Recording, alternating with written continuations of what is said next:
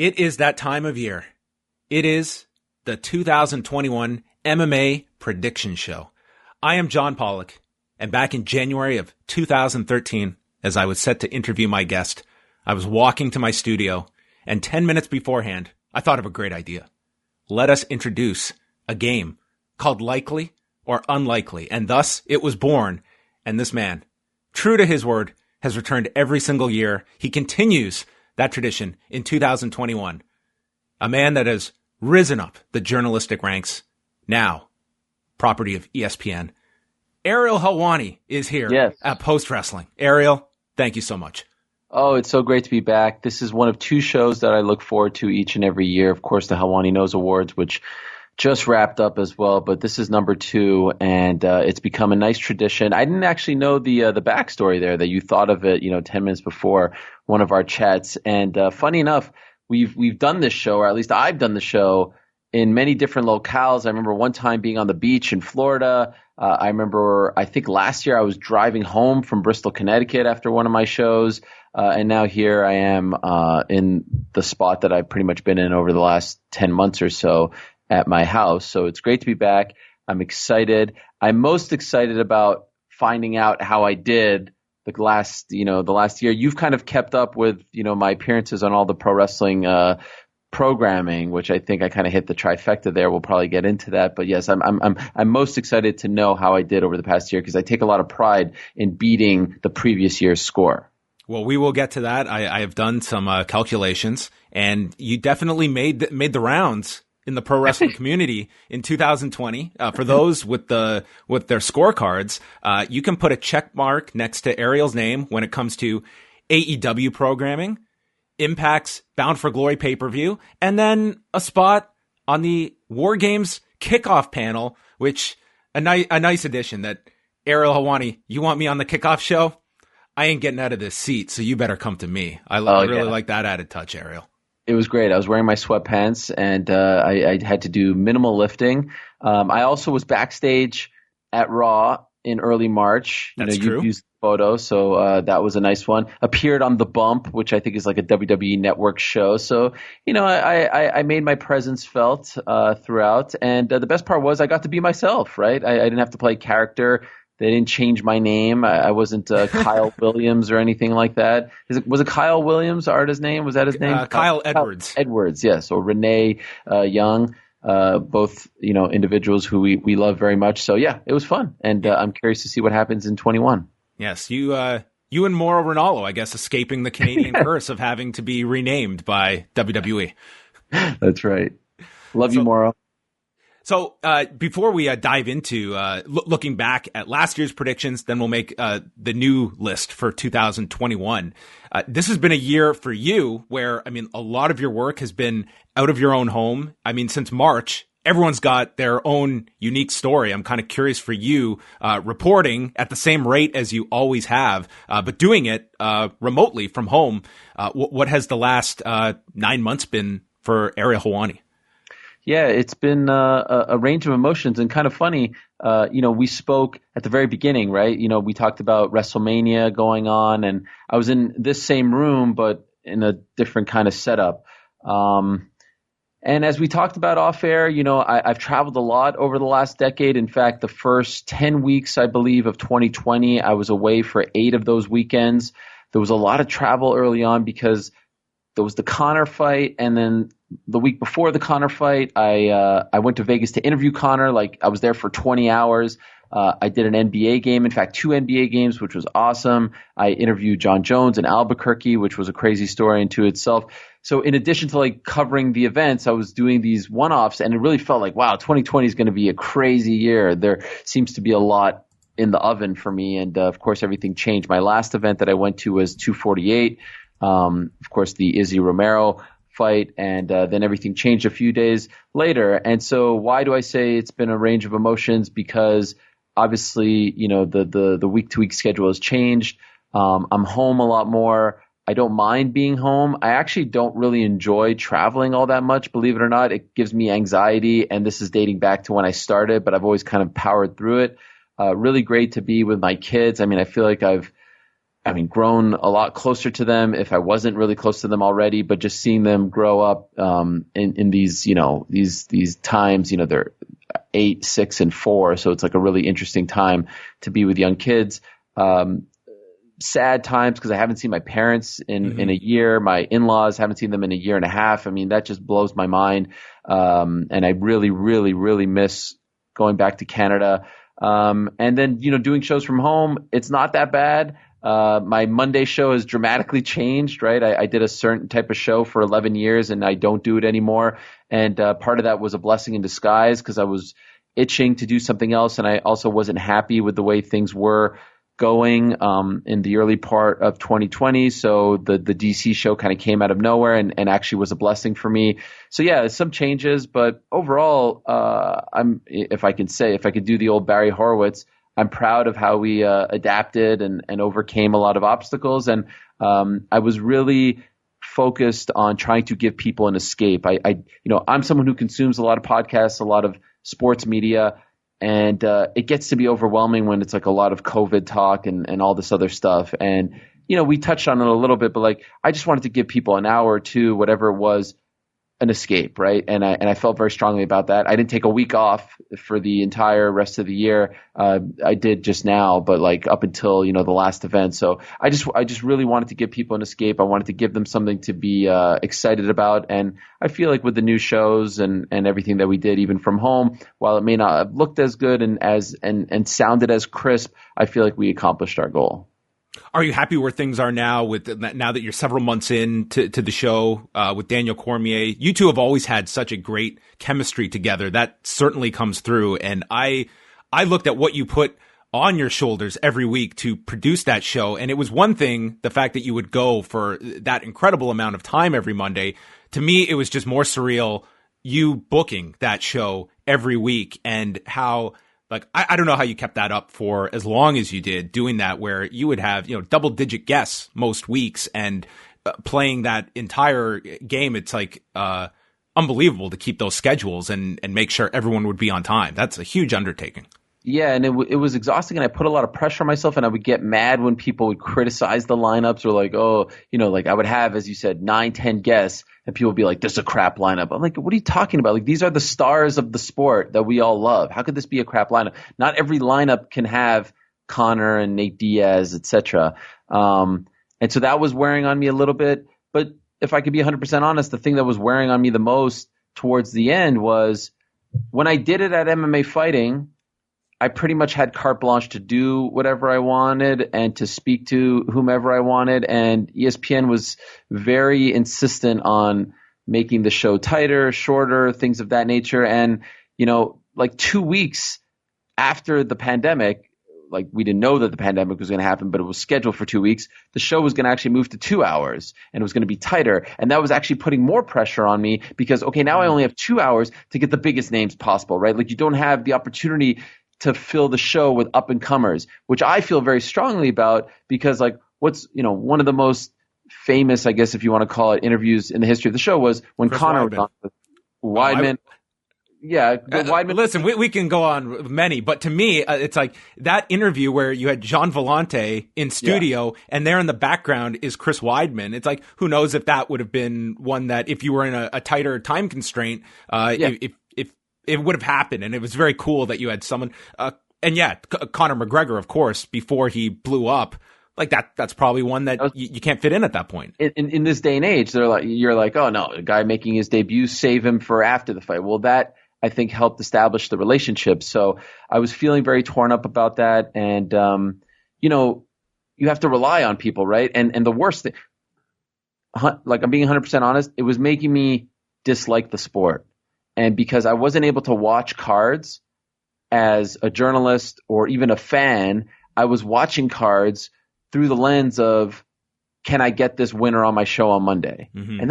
And then when you add the travel, so like, let's just talk about pay-per-views, right? Let's say I'm in Vegas and you're working all night and then you take a 4 a.m. or 5 a.m. flight back home and then you land at 1 p.m. and now you have to start frantically texting people and managers and fighters and they've just come off a big fight. Like Jorge Masvidal just knocked out Ben Askren and he's on top of the world and now you have to try to get him on your show at a specific live time. I feel like I did it. I conquered it. I proved myself, and now doing a show where I could just sit down and weigh in and opine on things with one of the greatest fighters of all time who, oh, by the way, we have a really fun relationship and a very strong relationship, has just brought a whole different dynamic. And by the way, like my Sundays are so much less stressful these days. Like it's just like, and then there was a period for a year and a half when I got to ESPN where I was doing like a column every Monday, and those were around like 2,000 words. So not only was I booking the show and everything, I was also writing the column Sunday nights. It was bananas. So now I do the thing with DC. Wednesdays I'll have 3 to 4 interviews, and I'm going a little longer with those, and they're kind of paring them down on the pod feed, and then they're on YouTube. I do the show with Chael. It's a nice mix. I feel like I'm in a groove, and so I'm happy with where I'm at right now. I've made it my New Year's resolution to be more selfish with my own time and not feel so bad about it. I'm constantly just thinking about, well, I could be doing this or this or this, and I'm going to make like more of a concerted effort this year of I don't have to tackle every single idea that's in my head. It's okay to say, no, I'm taking this time off to myself. And I think that's something I would imagine is evident in yourself as well, that you're constantly looking for more to put on your plate, even if there isn't room. Well, actually, you've inspired me because you posted not that long ago that I think you read 50 books in 2020. I did, yes. That's unbelievable. Just like knowing how much you work, also that you're a father of 2, a husband, like to have the time to read 50 books is truly amazing. So kudos to you. And I was sitting, so like at the beginning of the pandemic, I started a book. And I was moving at such a slow speed to finish it. Then I saw your post and I was like, John's right. I need to read more. So I finally finished the book. There was like maybe 80 pages left. And since then I've started a second book and I feel much better. I want to be less on my phone. I want to be less on social media if I can. I just feel like I'm so drawn to it all the time. Fear of missing out, fear of whatever else is going on and not knowing and not being, pumping out as much content as everyone and all this stuff. Like I'd love to change all this stuff. I'd honestly love, maybe I'm sharing too much here, but like I'm very anxious to maybe do a new show that's not MMA related and talk to other people and show people that I could talk to them about other things.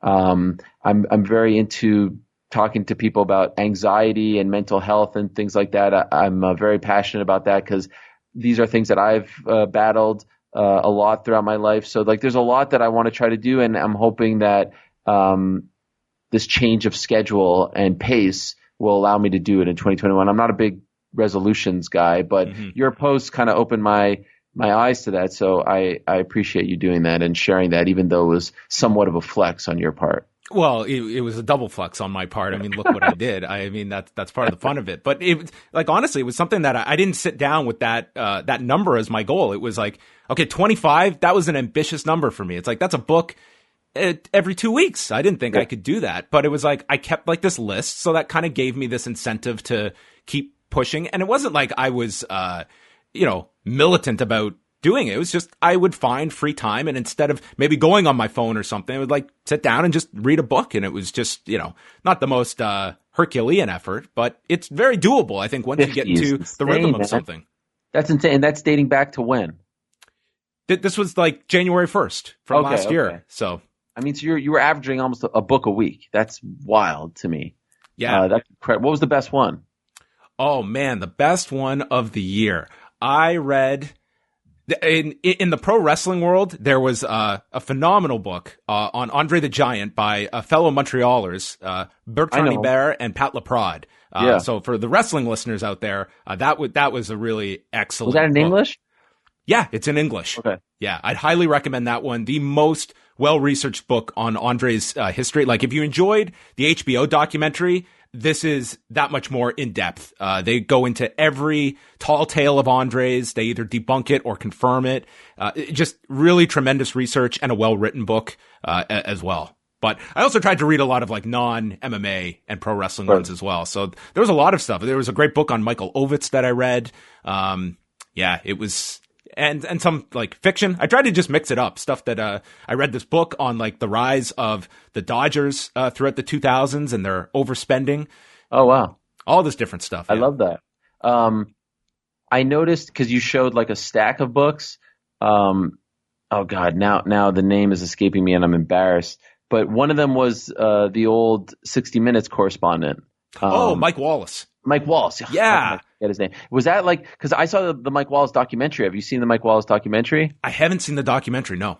It's great as a journalism, lover like myself. Was it about his career and all that, I'm assuming? Yeah, going through like a lot of like big interviews he did and just kind of the behind the scenes stories of that. It was actually a book that's just a lot of the books I read this year are ones that have just been like around my house. It's like I didn't buy a bunch of new books either. It's just like all these books that I just look around. I'm like, when am I going to read these? And I was like, this year I'll go through these ones. And that was one it's just been lying around. It was really fascinating. Yeah. I'm currently reading one about the, this is not one to be proud of, but the one I'm reading now is about the Raptors, written by Doug Smith. I just finished that one. Oh, yeah. So it's a little surface level. It's a little like too surface level, if I'm being honest, but I'm flying by it. So I'm actually kind of excited because I feel like I'll have like 2 on my list to start the year. So did you like it? He's someone that obviously has a super close relationship with many of the key players. And that comes with like the positive in that I think you get a lot more depth and there's a clear trust that the players have in him. At the same time, I think like you are going to hold back a certain amount as well of what you have seen. Yeah, like he refers to some of them as friends and things like that. I mean, he's kind of the guy, asks the first question. It's fun. It's nostalgic. I like those kinds of books, but I was surprised at how, I don't know, I was hoping for a little more on how the team was made and put together, like all that stuff. The early stuff. days, I thought you could have gone to a lot more. Like you could write a whole book on just the formation of the Raptors, and that's kind of covered in about 2 or 3 chapters. Right. But yes, I appreciate that. Thank you. Well, let us now revisit 2020 and let's get out of the likelies. And I think this is as much an indictment on me. I think sometimes some of my scenarios are just so far-fetched and you feel the obligation to go likely on some of them instead of just poo-poo all of them. So the likelies didn't perform as well as your unlikelies for 2020. Okay. The ones you got correct on the likely list, okay, we'll go through those ones first. The Toronto Raptors do not get out of round 2 of the playoffs, which you said likely. Wow. The defending champion Toronto Raptors out in the second round particular last season. So you got that one right. Nothing By the material. way, not doing too hot these days, just for the record. No, it could be a long time before we see round 3 or the finals again. So I don't know. It might be a long time before we get another Raptors book. Yeah. Nothing materializes business-wise between Dana White and Floyd Mayweather Jr. Not a thing. Crickets in 2020. Shocking. Yes. And I said likely, right? You said likely. Okay. You got that one correct. I was very tempted this year to create a separate category of Dana's white lies and go through his performance in 2020. I don't know if it would have fared too well. You know who should do that? Daniel Dale, fellow Toronto, right? Fact check him? Yes. Yeah. A former UFC champion competes for the PFL this season. Now, the PFL did not have a season this year, but given this was their key signing of Fabricio Verdum, I feel like I gave you this one. And Anthony Pettis too. Anthony Pettis, Rory McDonald had already signed, but I give you this one because I don't think it's a fair forecast to have imagined they would not even have a season out of their control because one of these would have competed for them this year. So you got that one right. Ones that you said likely to that did not materialize in 2020. And correct me if any of these are incorrect. Stephen Brunt is a guest on Ariel Helwani's MMA show, which you said that would be an interesting guest for the Wednesday show. I don't know about the Monday show. Well, again, everything changed. How was I supposed to know? But going back to what I said earlier about a non-MMA show, I mean, that's like one of the dream guests right there. Stephen Brunt would be great. And you did a great sit down with him at the end of last year that is available. Mark Kerr is inducted into the UFC Hall of Fame. I was going with the announcement of the documentary, and that would make sense, but did not occur. One MMA card airs on Showtime. Did not happen this year. Although I will say, again, pandemic, if they didn't take that long break, the CBS move probably happens a little sooner, and who knows, you know what I mean? So I digress, but I feel like I kind of got hurt by the pandemic. We'll throw out the asterisks for many of these. Yeah, I bet. There is a promoted defense of the BMF title. As well, the NMF title is defended by Stephen Wonderboy Thompson. Wait, and I said what? You said likely to these. Ah, come on. Why would I say that? That's silly. Shoot. And then the final two on the likely list that did not come through. Alima Leigh McFarland fights Paige Van Zandt in Hawaii, which you did couch by stating, my heart is saying yes, but my mind says no. My heart is saying, yeah. I mean, I think a lot of people, look, I'll say, I think Bellator's done a great job back end of the year with their signings. I think they missed on Paige. I think Paige was perfect for them. Like, you know, the combo with her husband, who's a rising star there, a prospect. Their 125 division is somewhat thin. Like, I don't think she's going to be a world beater, but like Paige and bare knuckle just feels like a weird combo to me. So a very strange combination. Right. And I believe that Alima Leigh McFarland and Paige Van Zandt, to be honest, title or no title, I think that would be something that would transcend the usual Bellator core audience. Yeah, I'm surprised they passed on her. I mean, I know the economics didn't work out. They didn't want like a cast off, but I feel like I was on the right track with that one. And the last, likely, Macy Barber is the number one contender to fight Valentina Shevchenko next. Wow. This was weeks before the loss to Roxanne Modafferi. Macy Barber was riding a big wave at the start of 2020, and this year, unfortunately, a step back for her injury-wise. Yeah, I whiffed on that one. Although, in my defense, most people thought that she would win that fight. That ended up being my upset of the year, so I think we all disrespected Roxy, to be honest, going into that fight in hindsight. But hey, all right. Let's move on to the unlikelies. I could live with that one. The unlikelies. You put up a pretty solid outing this year. Okay. Among the unlikelies that you forecasted, Bob McCowan launches a show in the Bell Media family. No, he did not. Launched a show, but not in the Bell universe. This is what I love about your show and the questions. It's like this little like sort of like I don't want to say fetish. Like what is the word? Like who else would ask me about Bob McCowan and Bell Media stuff? But I love this stuff, but I have nowhere else to talk about it. So that's why I love doing this. I can't even believe you asked me that. You are my default. Anything related to like Canadian sports broadcasters, you're my only text. Like you're my person that I will go to say, hey, did you hear the new Roundtable show? What did you think of this format? Like you're my go-to person. I miss it. I do miss it. That was for both of us like a Friday evening staple. Don Cherry joins TSN. Nope. Did not happen. Now, had he left at that point? Was that over a year ago? Oh my God. Yes, he had left. This was after Remembrance Day 2019 when the comments were made. That's crazy. So it's been over a year since he's been on TV. Yeah, and like he's doing a podcast, which I haven't heard, but that's about the extent of Don Cherry. That today. Is wild. Do you think we ever see him on TV again? This is not an official prediction. He's getting up there in age, right? I mean, he's probably close to his 80s at this point. Yes. What do you think? I would think Don Cherry is Can you get up to 86.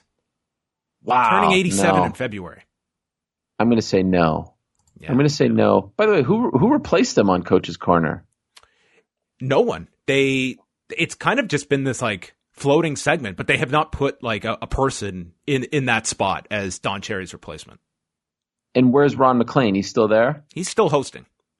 And what about the Strombo? Hometown Hockey show as well? Where's Strombo at? That's a great question. I know he does. He actually does this, or at least had been. I don't know what the state of it is now, but he was doing a show out of his house where like bands would come and play, and then he'd put it online. In his house? They play in his house? Like he'd have like a setup there, and people could come. Like it'd be like a small amount of fans. Pre-pandemic, probably, right? Pre-pandemic, yes. I don't think it's active these days. Man, I thought Strombo. I still love him, but like I thought like he was on the track to be one of the the biggest names in Canadian media, right? Like remember he got such a raw deal from. I think he was just. I don't know. People so resistant to any kind of change, and I think it was just too much to overcome. Unfortunately, because I thought he was a great host and is. He's a tremendous interviewer. Yeah. Yes. That show of his was great. And then he was on CNN for a bit one summer. That's Remember right. that? Mm-hmm. Crazy. Ariel works courtside during the NBA Finals. And you said unlikely because you didn't think it's good to publicly campaign for somebody else's job. Okay. Yep. Now, I was supposed to do at least one playoff game, but then, pandemic, bubble, all that stuff. So Michael Landsberg joins Hockey Night in Canada. You said unlikely. Did not happen in 2020. Landsberg doing okay? He's doing all right, right? I think so. Yeah. Does he still do a radio show? He's still doing, he's doing a podcast, but still affiliated. He doesn't do like a morning show for TSN anymore? Oh, he's doing, man, I haven't listened to TSN radio in a long time. But yeah, he was doing with Carlo Koliakovo. They were hosting the morning show. I hope he's doing okay. In an attempt to attract more minimalists, the Daily MMA Minute is introduced as a nod to TST, Tight Ship Troy. And I think you kind of alluded, like ESPN looking for less is more. I'm surprised they didn't go for the Daily MMA Minute this year. Trust me, I think they'd be happy if my show lasted a minute, but no. We actually had to, as a result of shortening the shows, ironically, the minimalist tip of the week had to go by the wayside. Isn't that weird? That's actually unfortunate. Yeah, I know. I agree. Michael Buffer pronounces Israel Adesanya, and you said there was no chance of this, and added that when it comes to pronunciations, when in doubt, go with Anik. Because sometimes we would get the counter pronunciations, like John Anik would be one way, Buffer would be another. Yeah. No, Anik, in my opinion, is the gold standard. He was on the wrong side of Cyril Gane, and he was like fighting it for a moment, but then right before the event, he changed his course. It was like a big deal because, they have those audio recordings that they give everyone. DC and I like to joke about the Francis Ngannou one.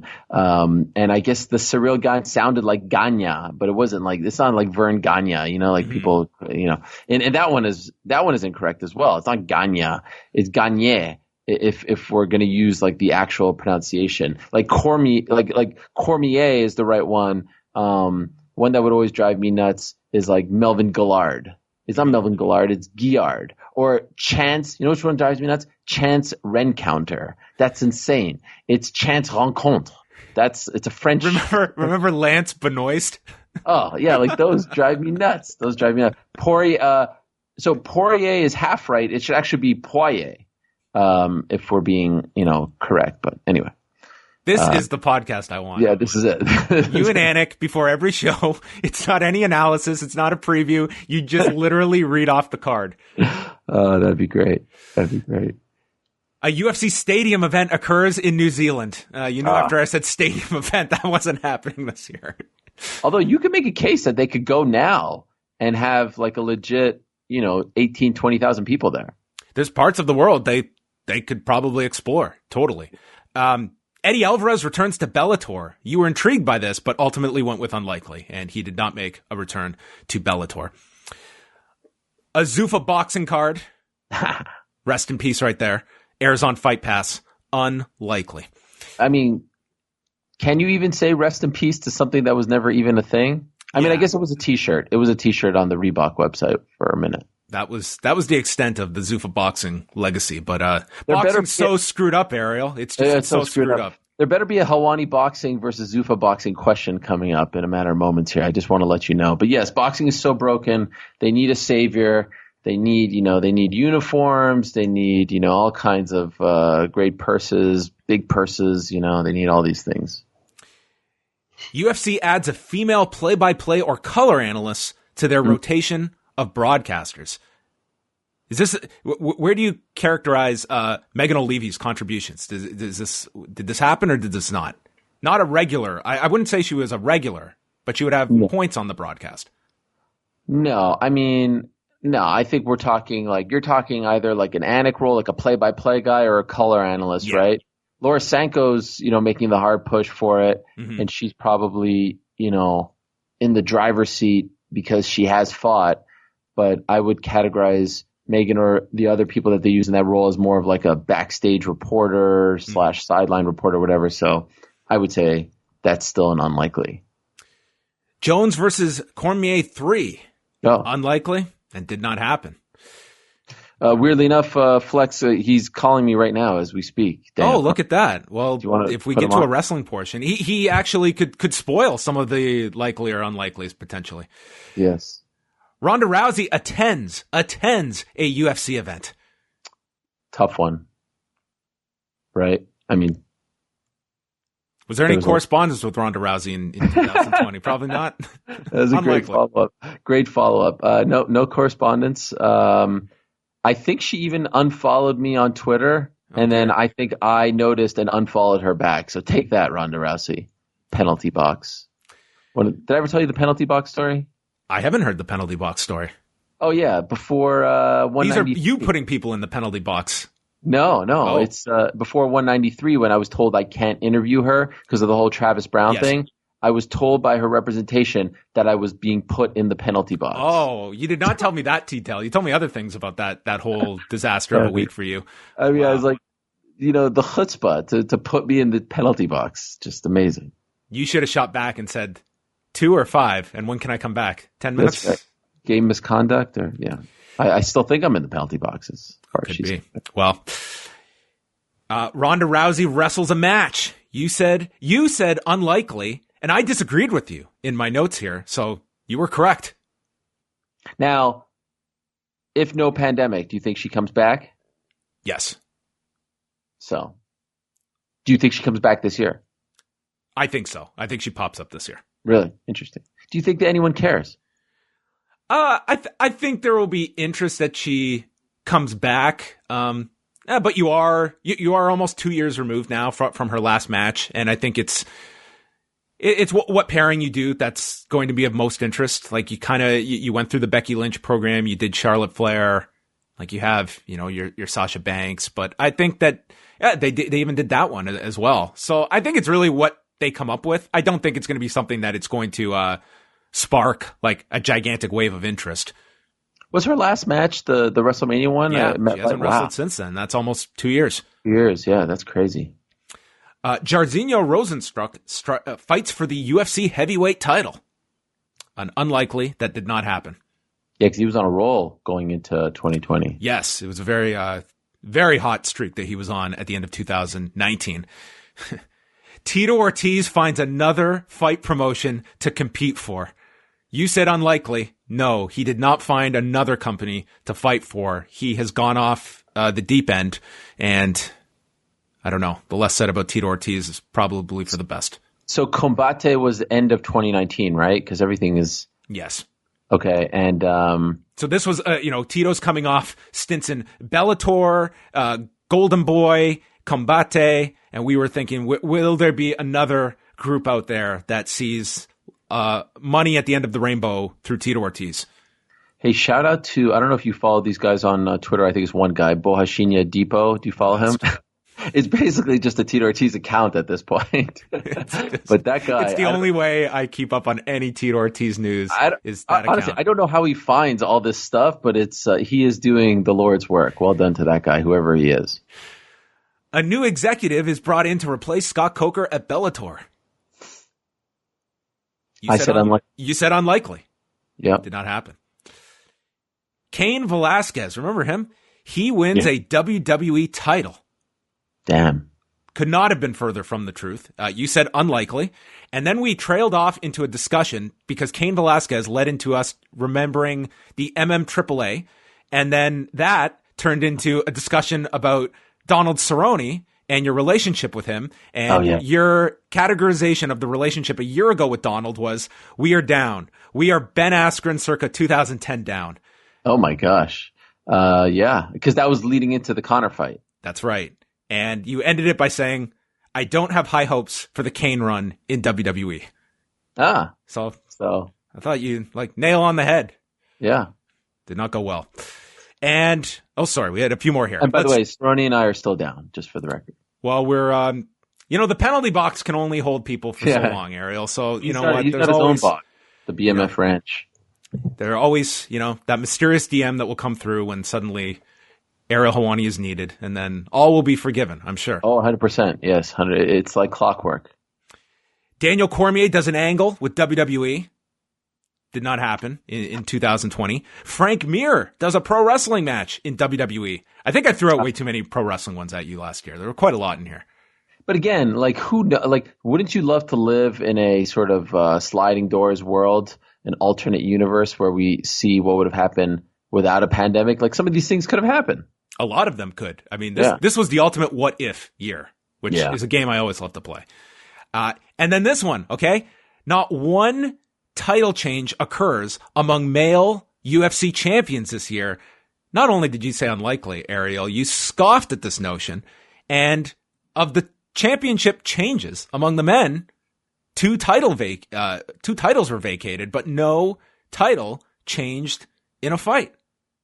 So is that fair?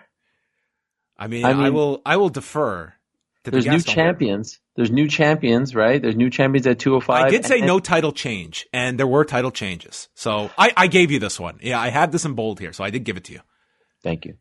And then I said the UFC female champions all hold their titles this year, which you said unlikely.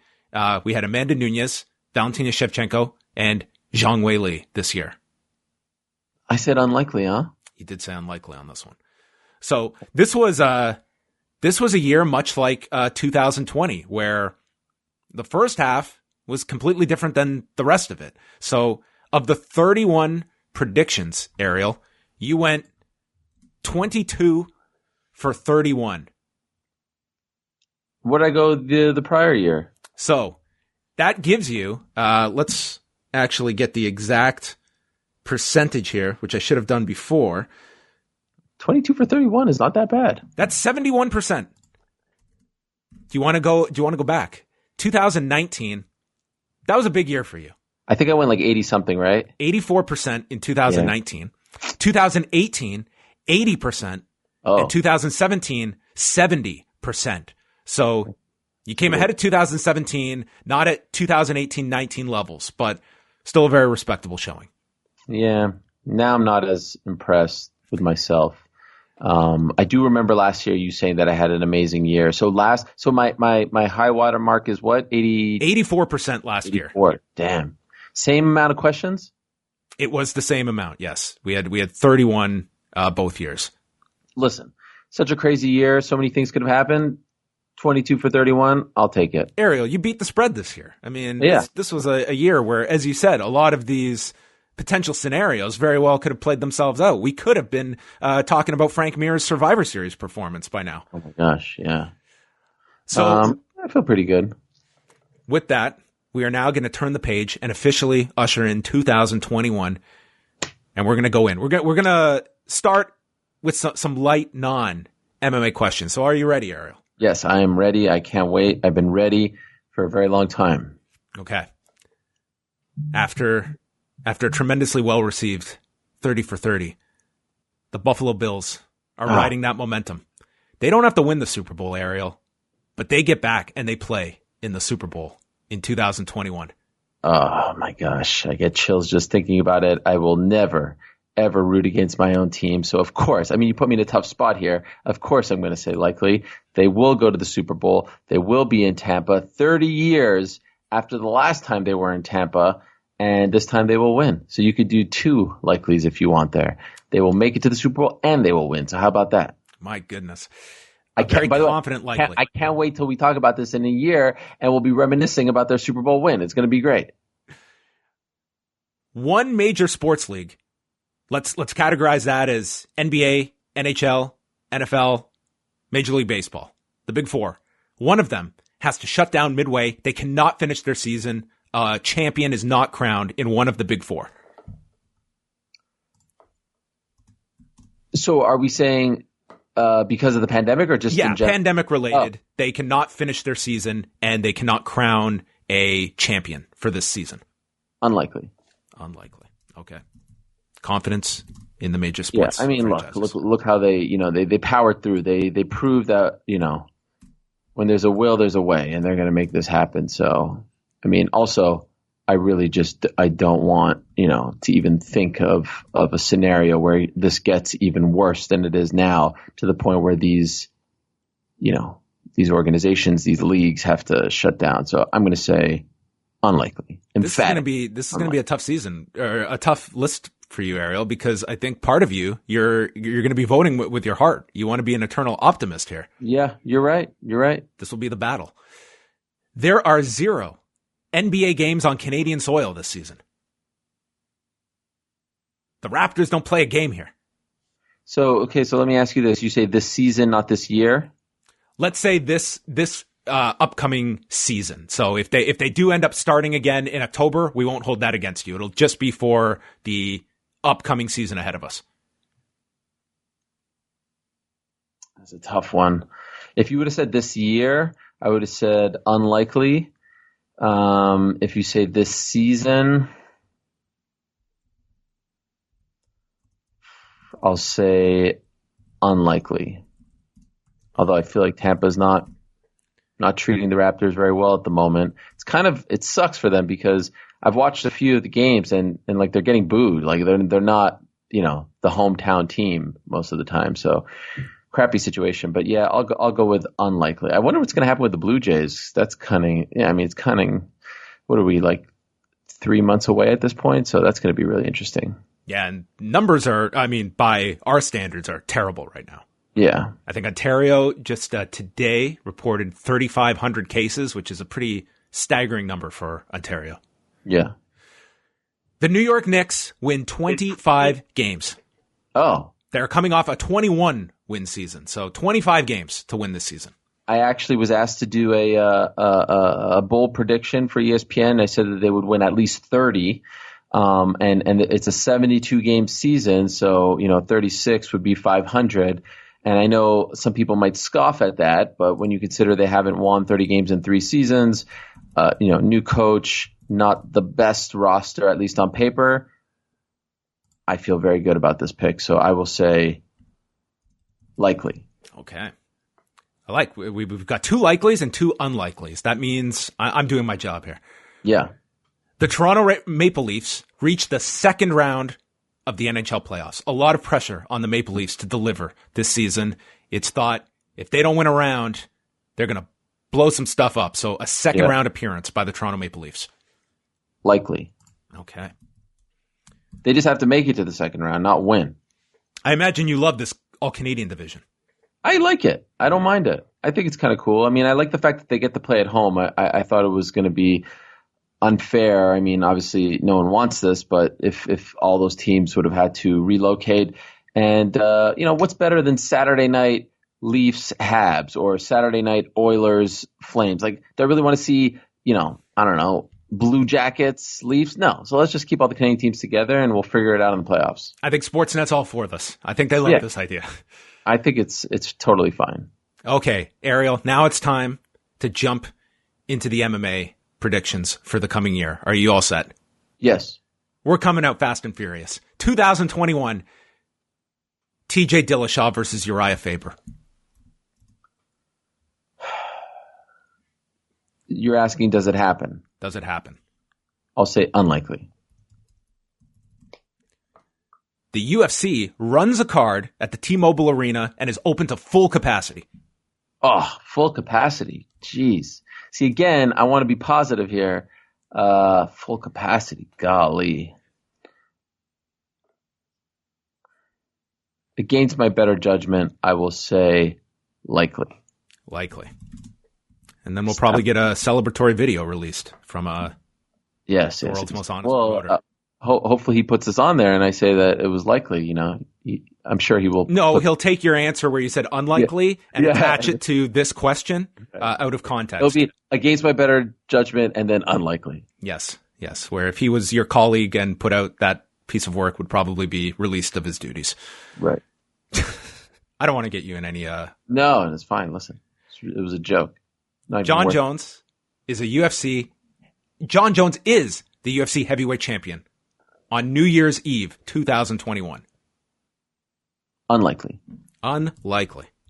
Yes, sir. How about this one? John Jones is the UFC light heavyweight champion on New Year's Eve. That's an interesting one. Unlikely. Sticking with New Year's Eve, Conor McGregor is UFC lightweight champion. Likely. Okay. There is a UFC women's featherweight champion on New Year's Eve. Doesn't matter who. There is somebody that is recognized as the UFC women's featherweight champion. Okay, so let me ask you, if let's say Amanda Nunes beats Megan Anderson and they just kind of close it, but she's just kind of considered featherweight champion for life, does that count, or it has to be like an active open division? Let's say if so I don't want to rely too heavily on the UFC if they just the rankings disappear off their website, their deep featherweight women's rankings. I guess we would have to have see this because I could see that scenario where you're right. Well, okay, so I'll tell you this. I think that she keeps the belt and they just leave it. They don't make a big to-do about shutting it down. They just leave the possibility open for, I don't know, a Kayla Harrison, whatever. They don't want to shut it down, but they're just like, you're just not going to defend because there's no one to defend. So they're not going to close it per se, but it's just, there's going to be no one left, basically. How about this one, okay? There's a featherweight championship fight this year. Yeah, likely, because they're going to fight in March. Okay, well, let's see. We'll revise it to that because I think that's going to be an easier one at the end of the year to go back and check. I mean, the real question is there'll be two.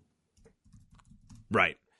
Kayla Harrison competes on The Ultimate Fighter. Unlikely. Bellator airs at least one card on CBS. Big CBS. Big CBS, yes. Likely. An MMA group of some note enlists the services of Bjorn Rebney. No, I think Bjorn is actually in the CBD business, last I heard.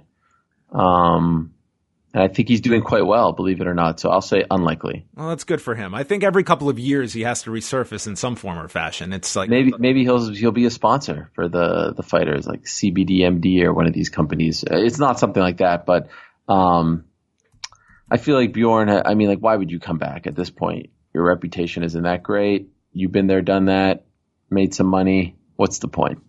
Maybe he's going to digitize all those tapes in the garage and make a content deal. He's probably watching Pride 11 now for the third time as we speak, and then he's going to move on to Deep 21 because there's no bigger fan. There's no bigger fan than him. I think that there's definitely a retrospective that needs to be done on the MMAAA. I find that thing fascinating, like what it was, who was involved, and how quickly it was nothing. It was a record the fact amount that of there time. were such big names involved is crazy. Yes, like they had heavyweights, not literally, but heavyweight names, and it coincided with that card in Toronto. So that was like our first chance to talk to, like, Tim Kennedy was on that card, Donald Cerrone was on that card, and just like that, it was boom. The photo op. What about Cerrone's eye? Remember Cerrone's eye? Like, was that real? Was that not real? What the hell was that all about? Him backtracking almost like within minutes of the whole thing going down. It was very weird. Okay. I know that you have reported that they are targeting this, but targeting and, other circumstances affecting things. Francis Ngannou does not receive a UFC title fight in 2021. No way. Unlikely. Unlikely. The UFC eliminates its purse structure of show and win money. Guaranteed amounts are introduced into UFC contracts. Now, there's a very select few, very, very select. But let's say it becomes more normal practice. Yeah, no, unlikely. CM Punk is part of a broadcast of a UFC event. He does stuff for CFFC. Yes. UFC, no. Okay. I feel like there's a different CM Punk question to be asked here, but if you're going to ask me that one, I'll say unlikely. The most purchased fight of 2021 is Floyd Mayweather Jr. versus Logan Paul. I thought you were going to say Conor. I will say unlikely. I think that's going to bomb.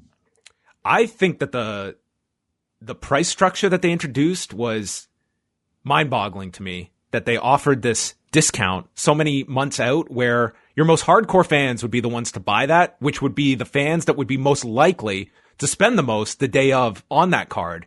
Yeah. And I just thought it was like, at surface value, it's okay, here's an interesting approach to pricing a pay-per-view, but I think you almost cut your legs off at the beginning point of people that I think the ones that would be willing to spend $70, $80 on that fight, you're giving them the ultimate discount at the beginning. Yeah, I mean, interesting model, but I agree with you. Also, I don't feel like people are believing that it's a real fight. I think Jake, and maybe I'm totally wrong on this one, I think Jake is a lot hotter now than Logan. And maybe that's just because like Jake is coming after the MMA community, so he's more on my radar, but it doesn't feel like it's the event. I mean, I feel like I was hearing more about Nate Robinson versus Jake because that at least felt like a bigger deal, and it was like the sports community going up against the YouTube guy. This one just feels more like an exhibition, and people are rolling their eyes at it. Yeah, I definitely believe like the Tyson Roy Jones Jr. success is going to breed a lot of attempts to replicate that. And I think this Mayweather Paul fight, I do see it doing decently well if the promotion is very strong in that last week. But I think we're going to see so many of these of just any name boxers that are going to be put into these exhibition bouts, and it's going to be somewhat diminishing returns. I agree to a degree. I think if Tyson does it again, it did if well. You have the right people involved, I think it'll click. But I think there's going to be the ones that do really well and the rest that are just right. People will have their fill. All right. After a breakthrough year in 2021, Khamzat Chimaev only fights once in 2021. One fight. It hasn't been going well lately, but I'll say unlikely. I think he gets to at least two. Anthony Johnson. Oh, what were you going to say there? I think I got an echo. Never mind. Oh. Anthony Johnson steps onto a scale and he sees the numbers 2, 0, and 5 in that order. Meaning when he fights, he will weigh 205? He has to make 205 pounds. What if he makes 204 or 206? I'll give you 206 if he makes that. I'll say likely. Okay. I'll believe it when I see it. I mean, he's gigantic. I was stunned that this guy's coming back at light heavyweight. Yeah, I know, but I think that's the plan, so I'll say likely. To coincide with the 20th anniversary of their purchase, the UFC inducts Lorenzo and Frank Fertitta into their Hall of Fame. That's a good one. I mean, nothing's stopping them. I wonder if they will. Also wonder what are they going to do with the guys who are they've got him on hold, for this year. GSP, and it was a good class too. GSP, Mark Ratner. I'll say I haven't heard anything like that, but it's a great idea. They should steal it, so I'll go likely. Let's stay on the Hall of Fame topics. Mark Ratner writes a book. Ooh, I'll say unlikely. No. Would be a great book. It would be a great book. You were very quick to say unlikely, so it means I guess he's holding. Well, it's just like as long as he's working for UFC, I don't see that happening. Right? That is true. It's even if it was just the boxing stuff, though, it would be pretty interesting. Too. WrestleMania 9. Yeah, that's right. I mean, he could have several books in him. Yep. Tito Ortiz resigns as city council member of Huntington Beach, California. Resigns. I'll say likely. I think it's going to be a very long year for him and the community of Huntington Beach. Yeah. We get at least one fight from Sage Northcutt for one championship. Man, what a fall from grace. Don't fight at all this past year. Yeah, but a weird year. I mean, DJ didn't fight. Eddie didn't fight. I'll say likely. How many billion people would watch that fight? I think around 3 to 4. Yeah. Conservative number. I think could hit 5 if they really, got some American attention on it. Well, if they put it on TNT at 4 a.m., I think, they could get to that number because that does huge ratings for them. Yeah. There's like hidden populations too. Like there's several billion unaccounted for that are aware of one championship too. So it could beat the world's population. I don't know what's more bogus, one championship's ratings or like when people cite Facebook watch like views, like people say like, oh, I got 1.3 million views on Facebook because, they'll count a view as someone just scrolling past it. So those numbers are all out of whack. Like YouTube numbers are a lot more legit than if you look at Twitter numbers or even Facebook numbers, totally inflated and not accurate at all. Like you can watch for literally a second and they'll count that as a view.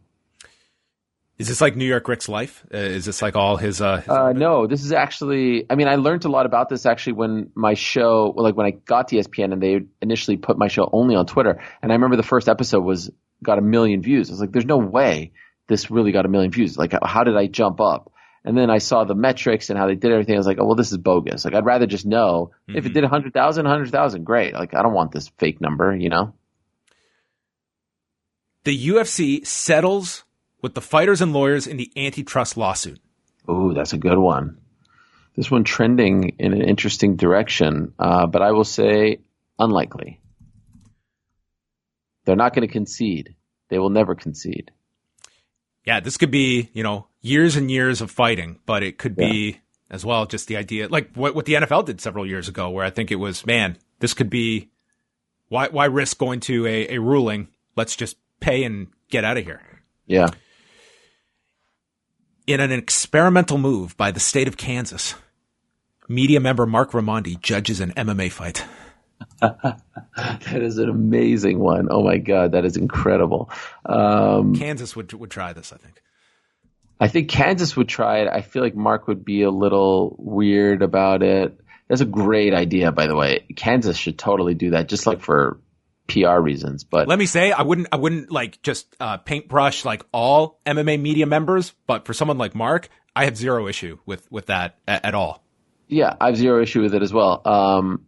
Maybe ESPN would have an issue. I don't know. I specifically didn't say like UFC fight because I think you would be inviting stuff there. But I think to do, just talking about like whether it be an Invicta card or like a lower level promotion. I'll still go unlikely.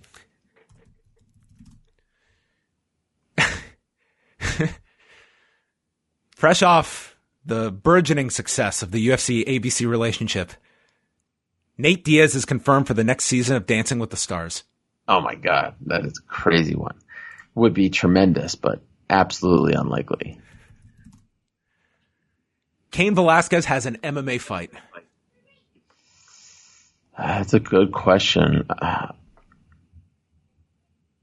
thought you were going to say wrestling. I'll go unlikely. Unlikely on that. What do you think is the future of Cain Velasquez in professional wrestling? I think he has a better chance of doing some AAA thing and working his way back, more so than MMA at this point. I'm getting older, his body's a little beat up. I don't feel like he's done the wrestling thing. I feel like the MMA thing is done. Maybe Bellator. I don't know if the UFC has actually like outright released him. But still, I just don't see him going through like a whole camp. But like DC's not around. It's just like it feels like the ship has sailed.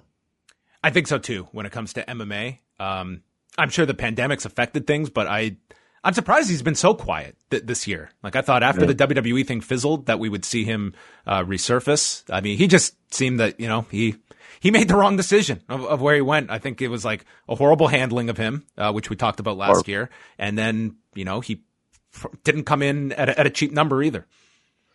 Man, he was on such a trajectory, right? Like he looked amazing early on, a very short amount of time. And I think we talked about this last year. When he came in studio and wore the mask, I saw a different person, like a really happy person, a guy who was in his element, who was excited. He's always been a little bit guarded. And then, I don't know, I don't know what happened. I mean, they turned him into like the Brooklyn Brawler or something. It was weird. I mean, yeah, just that match with Brock, it was just mind-boggling when you go back and in hindsight or foresight. All right. DC and Helwani are joined 1 week by Brock Lesnar. Wow, that's a good one. That'd be fun. We haven't had a guest on the show yet. I will say unlikely though. I mean, DC and Brock are actually like kind of buds, but I feel like it's a long shot. Maybe be Ariel saying, maybe a better guest for the Wednesday show. You're not quite Monday caliber yet. Not quite. Exactly. Yeah, well, I want him one-on-one. I got a few bones to pick with Brock. I mean, there I was, banned. He's on SportsCenter. Hannah Storm asks him about the banning.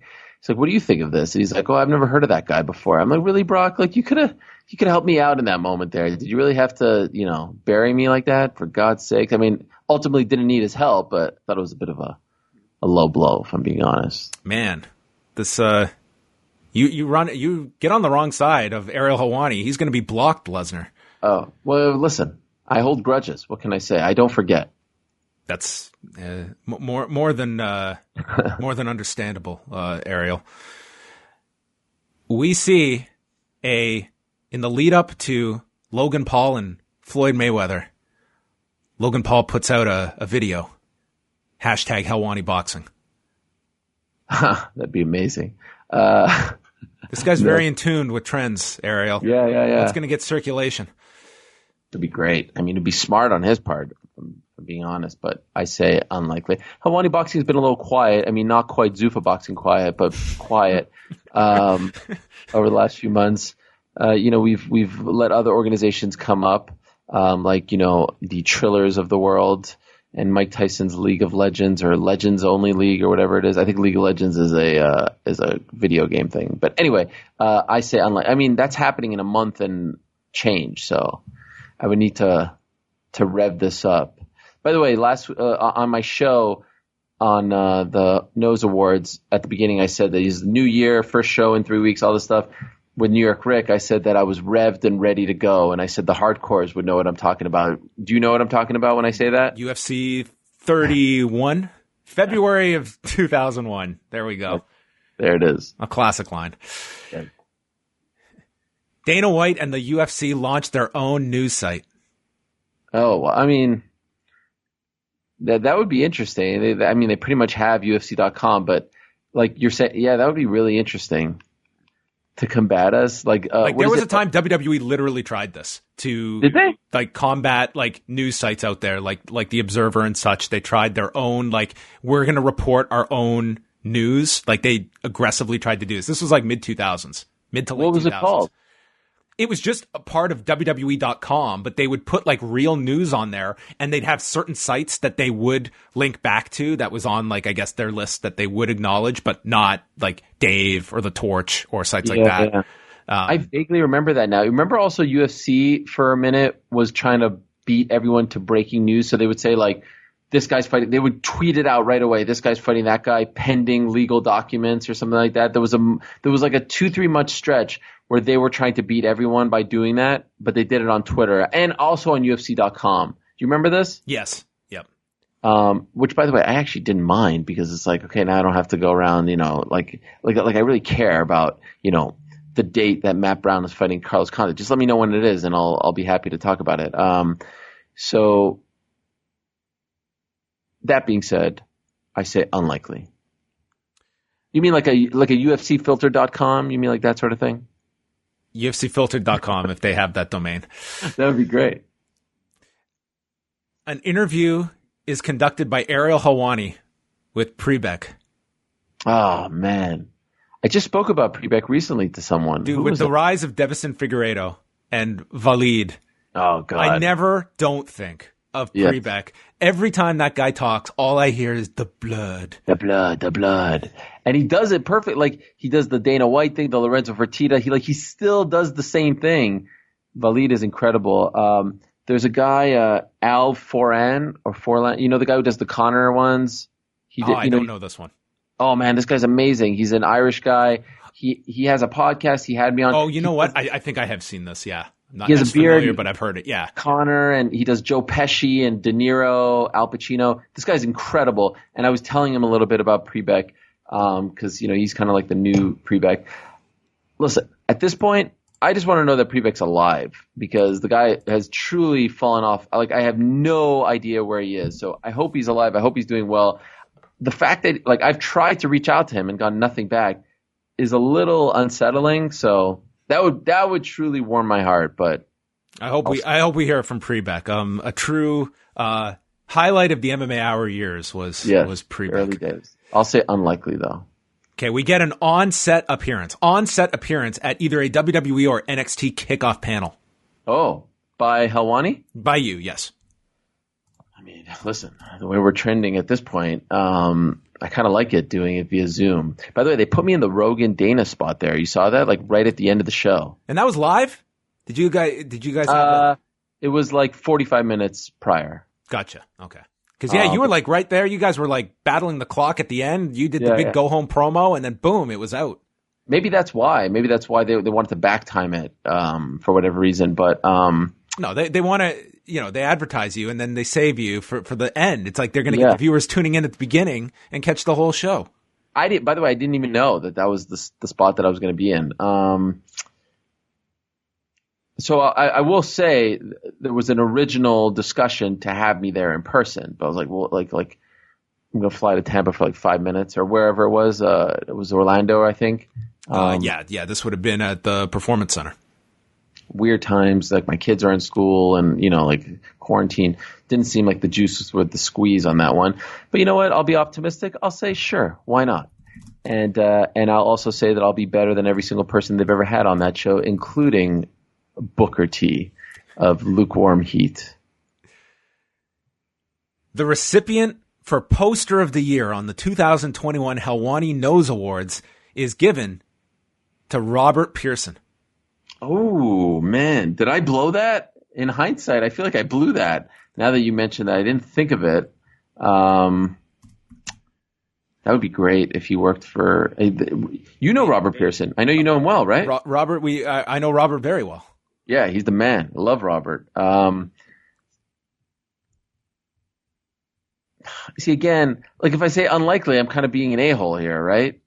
No, I mean, it's simply... Let's put it this way, okay? It can't be something in-house that he did for you. This would have to be him designing... For a promotion. For a promotion, yes. I'll say, how about this? I'll say the promotions aren't savvy enough to hire someone like him. So I'll say, through no fault of his own, unlikely. But they should steal your idea. Although Boss Logic does great work. I don't know if he still does work for Invicta, but he does great work for Invicta. I mean, that guy is just blowing up. I mean, what a story that guy is, right? I mean, unbelievable. Like this guy online, and I see he has like millions of followers. He's working for the biggest like studios and networks. Test out your creativity at the MMA level, and then no one capitalizes, and you go on to bigger and better things. Go work for Marvel. So there you go, Robert Pearson. There's your template. The last one, okay? The first draft of Highway to Helwani is penned. Doesn't have to be released. But you sit down and start the road to Highway to Helwani becoming a reality. Man, I will say this. I won't say his name, but a very talented and respected media member who's a lot older than I am. Not a lot, but at least a decade or so older than I am. Asked me recently, have you ever considered writing a book? And I said, well, funny enough, I've joked about it. I don't know if that counts as considered, but I guess so. And he said, you really should. And that kind of gave me like some confidence that this would be a thing. Now, is this the right time? I'm big into the whole, like, do you really want to write a book in the middle of your career? Because then who knows what happens. But then you could also say like, hey, just write 2 books, right? If it goes well. Don't know if I'm there quite yet. I think it would be a mistake if I never did it. You also, I think that there is also, among those that are going to buy your book, they'd want it to be, fairly, I think, detailed. Unfiltered, yeah. I don't know if, it's pretty daunting if you were to say, sit down and I'm writing about 30 years of my career. Oh, so you're saying better do it now than later? I'm saying now you have the perspective. I think you're several years removed from some big events that you could look back on and revisit later. Whereas, if you're looking at this down the road when you're 65, I mean, that's pretty daunting in my estimation. I don't know if I'll ever write a book. Probably not. That would be my counter. Write a book. No, that's a great point. My biggest thing is like, does anyone care, right? Like, I mean, obviously I know there's like a real hardcore audience that would care, but like to the point where you would make a lot of money. I don't know if I'm quite there just yet. Also, just to be 100% honest, like I want to be honest, right? And am I in a position to be 100% honest right now? I don't know. So first draft, I thought you were going to say one chapter because that's that's kind of what I meant. Was like you at least start, not that you'd write this whole thing, more so okay. You would sit down and actually start work on it. True. Okay, we're gonna put that down as or likely. Sorry, I don't know why I said true. That's True or False is another show that I've seen the success of the show, and you know what? That it's fine. We will license it out. Wow, is this a shot? Is this a shot? Jeez. Hey, this is a bonus one. How many fighters are not going to get a fight this year in the UFC because we called and they didn't want it? Oh, is that the quotes that plural is the best. of the year? I think it's Kaposa on Twitter who has like a collage of all the ones. Oh yeah, who didn't have it, who didn't want it. Yeah, I mean, we've already gotten one recently, but that was technically 2020. We'll get that at least 3 to 5 times. I want to see like a sea change, and then maybe we get the opposite, where John Jones would be like, "I was willing to fight. They didn't want to promote it." So yeah. That can just be the wink at everybody. Well, Ariel, we have put down the likelies and unlikelies. What did you think about the list this year? I'm self-critical here of like are some too out there? No, I actually first of all, was it around the same amount? Yes, I think we were right around 31. I think that's the number, which would be the same as last year. So I'll say this year was tough only because there's like a few where, again, like you're going with your mind over your heart or vice versa. I want to believe that by the time we speak again in this format next year, we're looking back at, oh my God, remember January, whatever day this is, and how crazy the world was, and now we're all, resuming our relatively normal life. Like I think in a year, like masks and things like that will still probably be a part of our culture, but hopefully we're not talking about lockdowns and travel restrictions like we are now. So, when you ask about the fans and things like that, like I want to believe that this is a thing, but there's a part of me that feels like it's too ambitious to think that way. So those are tough ones when you're thinking like that. But for the most part, I thought there was a nice mix of MMA and non-MMA, a couple media questions in there, a couple ones that will leave me, pondering my future, like the book one. And, cause that one, I could control my destiny on that one, right? There's like a few here that, it's really in your power. I can crash, the kickoff show fairly easily. I mean, I could put in a call right now to the powers that be. So there's one that I'm actually surprised you didn't ask about. I'm actually knowing you and the way your mind works, I was surprised you didn't at least find a way to mention this guy. But I'll let you figure out which one that was. Oh, what a cliffhanger you're going to leave me on here, where I'm going to stew for the next year. I'm surprised you didn't ask about Nick Khan in some way, shape, or form. Dude, he was actually in my because that's exactly the way your mind works. I want hand to my heart thought of a Nick Khan question. Like typically what happens is I reach out to Ariel just to make sure he's on board. And I did it fairly early this year. It was several weeks ago. And then my mind starts thinking of different topics. And then it's in the last week or so, I sit down and go through last year's show and then write them down. And Nick Khan was just an omission, but it absolutely was one that was in my head. I don't even know what the question is, to be honest. But I don't think he's a character or anything like that. But I'll tell you what he is. He's definitely worthy of a chapter in Highway to Helwani. Oh, I mean, for sure. And let's see. I mean, perhaps that chapter hasn't been written yet. Oh, wow. Look at that. I love it, Ariel. Equal insight and teases that all the listeners appreciate. Well, Ariel, from a selfish standpoint, I hope that you get to visit up here in Canada at some point this year and get back to Montreal. I hope you get to see your parents. I hope maybe there's a chance that we get to do something in person this year. Hope so. I would love nothing more. Yes.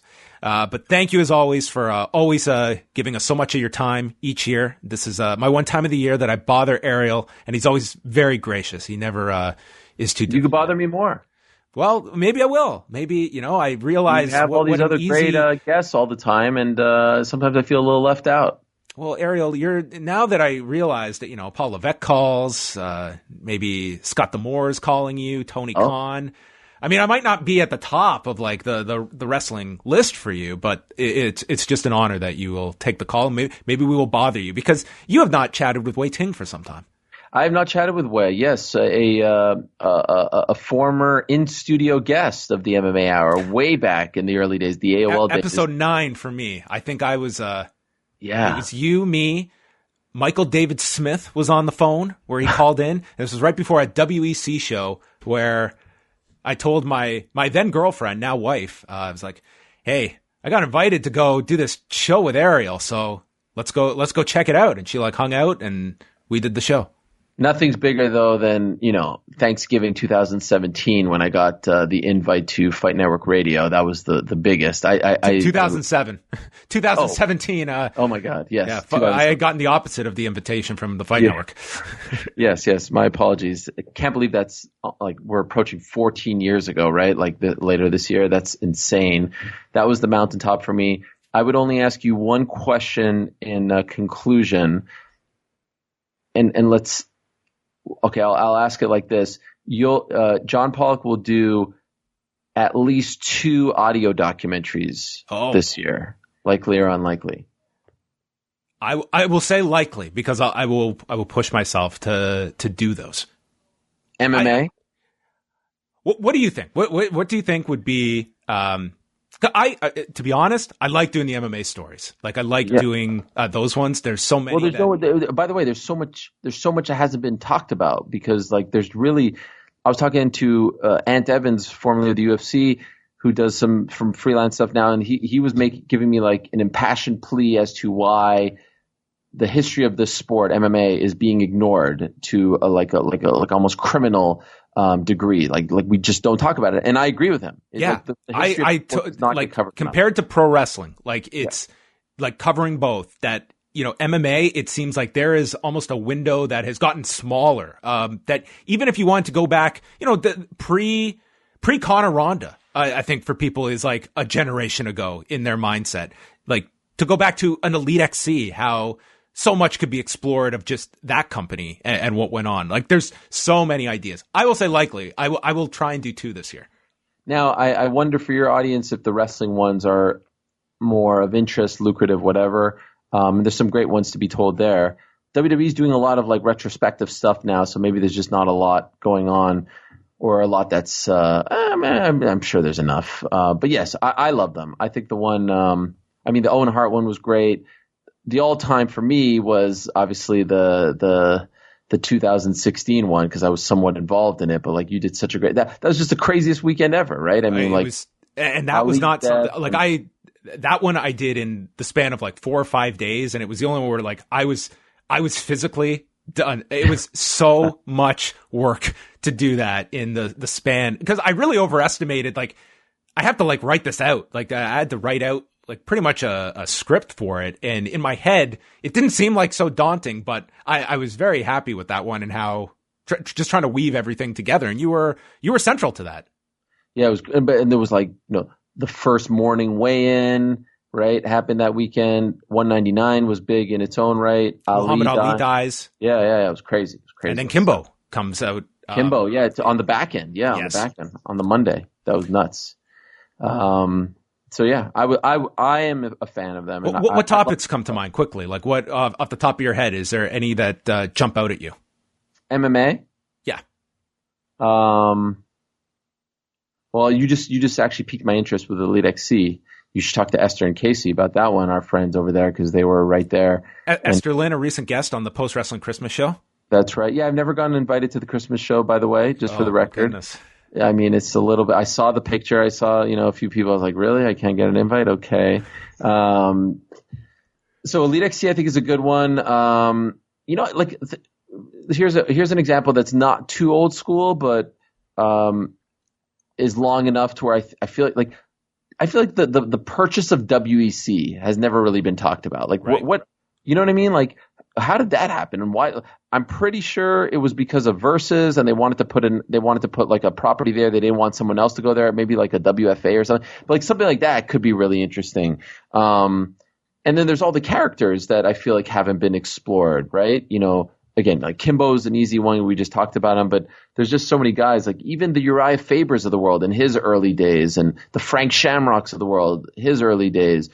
The Revved and Ready to Go. I could see an audio documentary called Revved and Ready to Go about that first show and about like the Zuffa purchase and all that stuff. So I don't know. I just feel like there's a lot there. There definitely is. And with MMA, like with pro wrestling, like I put together this list of all the people that passed away in 2020, and like it's a staggering list. And you think about how much history goes when some of these people pass. And in MMA, we kind of take it for granted that all these stories that are considered old now, a lot of the key figures, they're still around, and an audience that maybe has not heard from them. Like a Gary Shaw would be very interesting to hear now, or with so much time removed from that time. Like, what is his perspective on that company that, I mean, was, had some big moments, not the least of which was Affliction, the rise and fall of Affliction, IFL back in the day, Pride, of course, so many stories there, Moro. One that I feel like we might be too close to, but at some point, like from Conor getting submitted by Nate Diaz to Conor beating Nate Diaz in August. So from March to August, maybe the craziest 5-month stretch in UFC history. When you think of that fight, Holly Holm should tape, the sale happened in that time, 199 happened in that time. Bisping winning, Verdum, Stipe, UFC 200 and everything that happened there with John Jones and DC and Brock and Mark Hunt. The first Conor retirement. The first Conor retirement, all that happened there. Woodley beating Robbie Lawler in Atlanta. Wow. There's just like a string of crazy stuff that happened. Oh, like the whole John Jones OSP and like that fight, and then I think he didn't he get arrested and fought like a week before? You remember, like he did the drag racing thing, just like an insane stretch of big moments. So I've always felt like that 5-month period or whatever it is would be good. Maybe actually we're approaching 5 years, so I'm giving you ideas free of charge here. So. Well, it's greatly appreciated. I will selfishly steal them all, but I won't steal any more of your time. So, Ariel, thank you so much for joining us. Of course, you can follow all of his great work at ESPN, Helwani in DC every Monday. You've got Ariel and the Bad Guy on Wednesdays. Anything else in the pipeline? What can we expect in 2021? Do you have any personal, professional goals? That'll be what we can end on. Hopefully, stay employed, and hopefully continue doing some NBA stuff, which I enjoy, and continuing to cover the sport and getting back to the arenas and around the fans, which I miss very much. So, I'm just thankful to be employed and still doing this all these years later. Well, that will wrap it up, everybody. 2021 can officially begin because we have given you the go-ahead.